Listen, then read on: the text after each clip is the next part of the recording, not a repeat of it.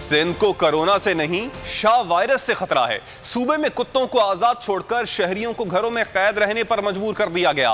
हलीम आदिल ने मुराद सरकार पर एक बार फिर तनकीदी वार कर दिए। कहा, वजीर आला चाहते हैं सिंध पुलिस को शहरियों की खुलेआम तजलील का इख्तियार दे दिया गया है। सिंध हुकूमत के फैसलों को हरगिज नहीं मानेंगे।